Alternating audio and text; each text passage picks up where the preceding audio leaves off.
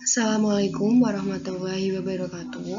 Kami dari kelompok 9 akan mempresentasikan hasil kerja dari kelompok kami yang berjudul NU dan Isu-Isu Global.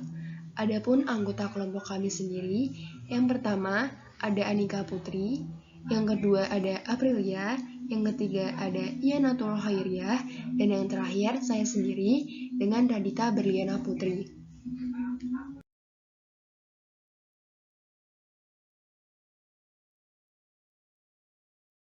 Isu-isu global. Isu-isu global sendiri dibagi menjadi 3. Yang pertama adalah hak asasi manusia, yang merupakan seperangkat hak yang melekat pada hakikat dan keberadaan manusia sebagai makhluk Tuhan. Yang kedua merupakan gender, yaitu perbedaan yang tampak antara laki-laki dan perempuan. Yang ketiga adalah demokrasi, yang merupakan pemerintahan dari rakyat, oleh rakyat, dan untuk rakyat. Yang pertama, materinya adalah hak asasi manusia. Materi yang pertama, pengertian hak asasi manusia. Hak asasi manusia sendiri adalah seperangkat hak yang pada hakikat dan keberadaan manusia sebagai makhluk Tuhan yang Maha Kuasa dan merupakan anugerahnya yang wajib dihormati, dijunjung tinggi, dan dilindungi oleh negara, hukum, pemerintahan, dan oleh setiap orang, demi kehormatan serta perlindungan harkat dan martabat manusia. Berdasarkan pada pasal 1 angka 1 UU nomor 39 tahun 1999 tentang HAM dan UU nomor 26 tahun 2000 tentang pengadilan HAM. Masalah kemanusiaan merupakan masalah global yang melampaui batas-batas etnik, ras maupun ideologi. Sikap penolakan terhadap segala bentuk diskriminasi, ketidakadilan, penindasan, dan pemaksaan kehendak merupakan hal yang dimiliki oleh bangsa, suku, agama, dan kelompok manapun di seluruh penjuru dunia. Upaya-upaya penegakan HAM. Upaya-upaya penegakan HAM merupakan masalah global dan tugas manusia secara keseluruhan yang tentu saja harus mendapatkan respon serius dari agama. Kenyataan bahwa setiap kelompok, bangsa, ideologi maupun agama manapun di seluruh penjuru dunia untuk menggaungkan perjuangan demi penegakan dan pemenuhan HAM seharusnya menjadi momentum bersama untuk mewujudkan masyarakat yang adil, makmur, dan sejahtera, yang jauh dari penindasan, pertumpahan darah, kekerasan, dan kezaliman.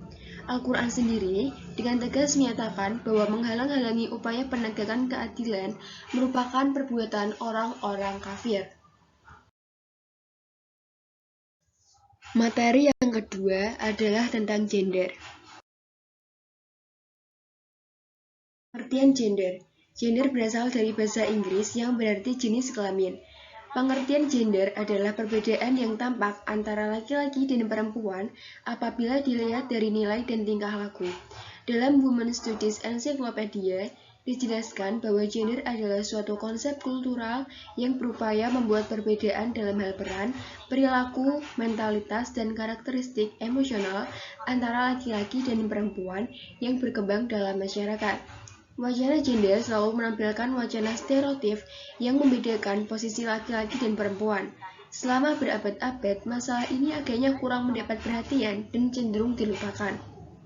Dengan segala keterbatasan dan kekurangannya, gerakan-gerakan penentangan terhadap sistem feodalisme menuju pencerahan pun tidak terlepas dari kondisi ini.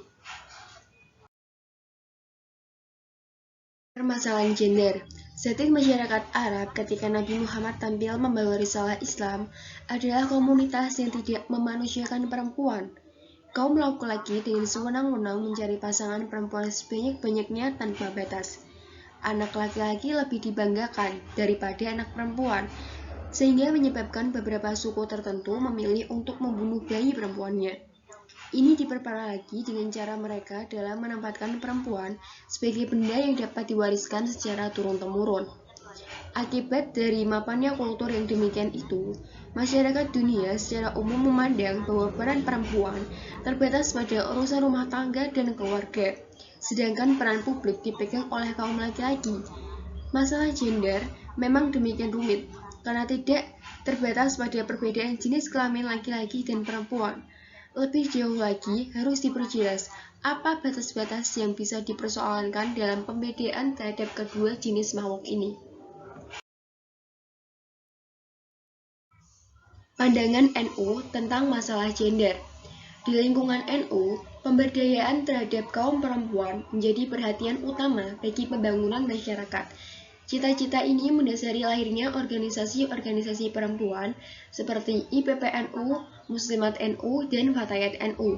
NU menentang pandangan tradisional di mana sebelum dan menjelang kemerdekaan, perempuan dianggap sebagai konco winking atau teman belakang. Secara konseptual, NU pada dasarnya mengembangkan pandangan kesejahteraan derajat perempuan dengan laki-laki.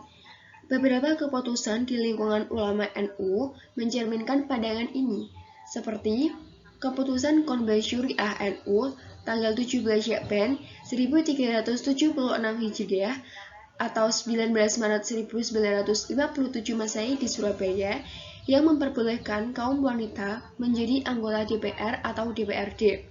Yang kedua, Keputusan Muktamar NU tahun 1961 di Salatiga yang memperbolehkan seorang wanita menjadi kepala desa.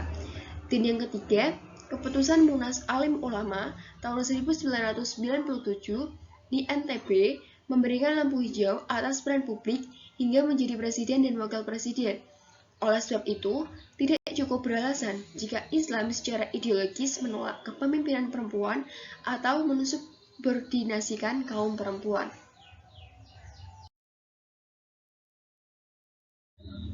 Materi yang ketiga adalah demokrasi. Pengertian demokrasi. Demokrasi sendiri berasal dari dua kata, yaitu demos dan kratos. Kata demos berarti rakyat, dan kratos yang berarti pemerintahan, sehingga dapat diartikan sebagai pemerintahan rakyat atau sering dikenal sebagai pemerintahan dari rakyat, oleh rakyat, dan untuk rakyat. Demokrasi adalah suatu bentuk pemerintahan politik kekuasaan yang berasal dari rakyat baik secara langsung maupun secara umum. Dengan tentang demokrasi. Sebagai umat Islam yang ikut membidani lahirnya kemerdekaan dan pembentukan Republik Indonesia, NU telah melewati dinamika tersendiri dalam melihat hubungan antara Islam dan negara. Pendapat sebagai kelompok Sunni adalah bahwa Nabi SAW tidak memberikan wasiat kepemimpinan kepada siapapun, yaitu berdasarkan hadis riwayat Bukhari dan Aisyah. Ini artinya bahwa masalah pengaturan masyarakat, negara, dan kepemimpinan berada di tangan umat. Untuk itu, perlu dilakukan musyawarah atau syuro dalam memutuskan masalah-masalah yang berkaitan dengan umat, termasuk negara. Ini mengandaikan adanya hak suara, hak pilih, hak mengeluarkan pendapat, dan lain sebagainya yang menjadi bagian penting dalam sistem demokrasi.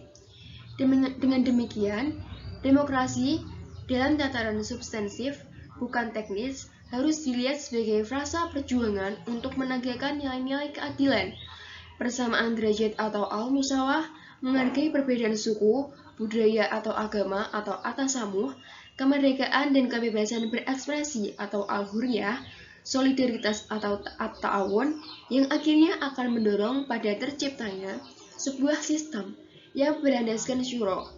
Nilai-nilai itulah yang akan membuat masyarakat mampu membangun kebersamaan, menumbuhkan sikap saling menghormati dan menghargai atau pluralis, dan akhirnya terjadilah pemerintahan yang baik. Wallahu a'lam.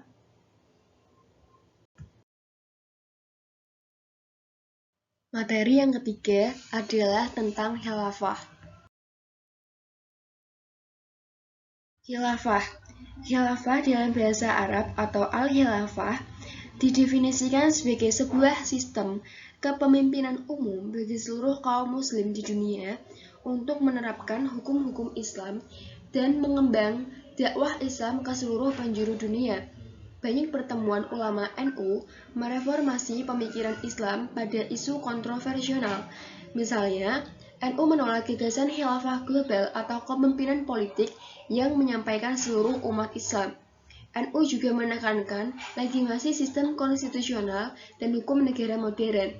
Dan dengan demikian menolak gagasan bahwa mendirikan negara berdasarkan hukum Islam adalah kewajiban agama.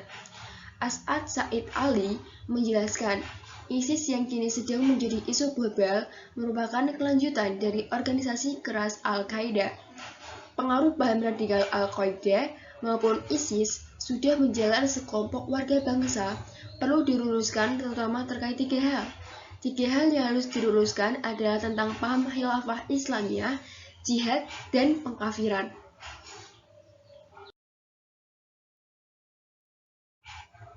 Dari materi-materi tersebut, dapat ditarik kesimpulan bahwa NU berpendirian bahwa Islam diturunkan sebagai rahmatan lil alamin, memiliki makna dan fungsi universal, suci, fitri, hanif, serta dapat diterima dan diamalkan oleh seluruh umat manusia.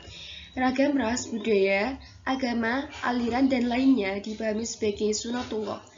NU berpendirian bahwa realitas kehidupan harus dilihat secara substantif, fungsional, terbuka, dan bersahabat. Spesifikasi NU yang membedakan dengan organisasi lainnya adalah agenda mengusung aswaja.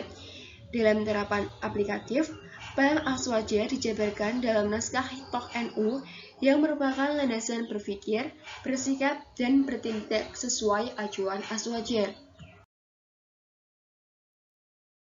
Sekian presentasi dari kelompok kami. Kurang lebihnya kami mohon maaf. Wassalamualaikum warahmatullahi wabarakatuh.